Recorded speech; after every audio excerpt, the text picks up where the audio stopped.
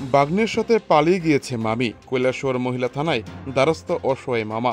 ঘটনার বিবরণে জানা যায়, কৈলাসহর জলাই এলাকার বাসিন্দা শঙ্কর রবি দাস বিগত 5 বছর পূর্বে মূর্তিছড়া এলাকা থেকে সরস্বতী রবি দাস নামে এক যুবতীকে ভালোবেসে বিবাহ করে। বর্তমানে ওদের সংসারে 4 বছরের একটি কন্যা সন্তান রয়েছে।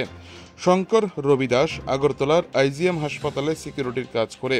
অভিযোগ, শঙ্কর রবি দাসের পাশের বাড়ির দূরসম্পর্কের ভাগ্নে সঞ্জয় রবি দাস ওনার বাড়িতে প্রায়শই যাতায়াত করত এবং খুব ঘনিষ্ঠ সম্পর্ক ছিল শঙ্কর রবি দাসের পরিবারের সাথে।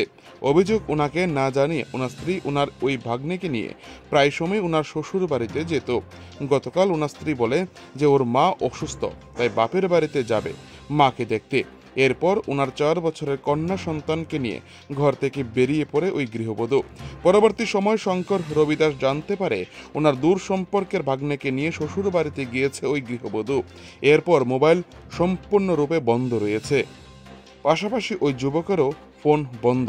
ওনার অভিযোগ, শ্বশুর বাড়ির লোকেরা মদত জুগিয়েছে ওনার স্ত্রীকে অনেক খোঁজাখুঁজি করার পরেও কোনো সন্ধান পাওয়া যায়নি তাই শঙ্কর রবি দাস এক প্রকার বাধ্য হয়ে আজ দুপুরবেলা কৈলাসহর মহিলা থানায় অভিযোগ দায়ের করে ওনার স্ত্রী ও সন্তানকে খুঁজে না পেয়ে মানসিকভাবে ভেঙে পড়েছেন শঙ্কর রবি দাস। এখন দেখার বিষয় হলো পুলিশ প্রশাসন তদন্তক্রমে কি ভূমিকা গ্রহণ করে সেই দিকে তাকিয়ে রয়েছে সকলে। কৈলাসহর থেকে নিজস্ব প্রতিনিধির রিপোর্ট, টিভি 100 বাংলা।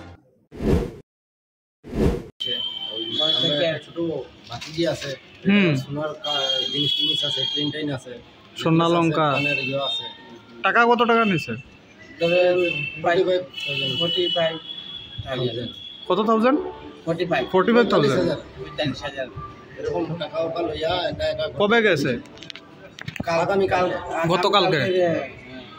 গতকালকে 2টার সময় বাড়িতে গেছে নাই ওরা। এইখান থেকে একটা ছেলে লয়া গেছে, ছেলের নাম হচ্ছে সঞ্জয় রবি দাস। এই ছেলেটা আর তার শ্বশুর আমার শ্বশুর বাড়িতে আরো আগে 2বার গিয়ে আসে। আমি আগরতলা থাকা। এই ছেলেটা কে?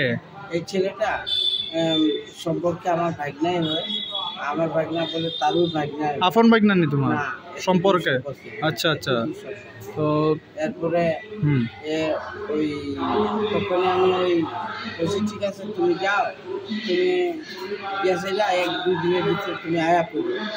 আর এই যে গেছে যে আর এখান থেকে যাওয়ানোর পরে শ্বশুর বাড়িতে এর আগে আমি শুনছি কি বলে এখানে যাওয়ানোর পরে যখন আমি গেছি এখানে ফোন করছে আমরা একদিন